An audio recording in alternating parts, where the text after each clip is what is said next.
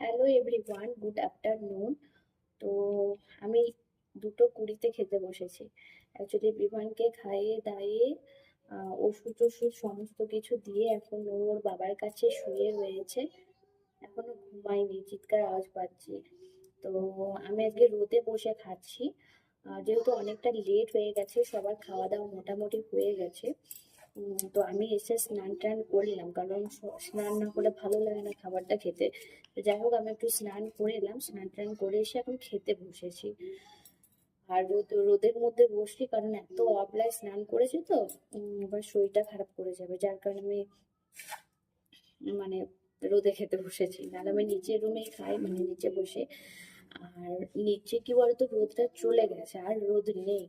এখনো উপরের মধ্যে একটু একটু রোদ রয়েছে, সেই জন্য আমি এই দুয়ারটার কাছে বসে খাচ্ছি। তো আজকে আমাদের কি কি রান্না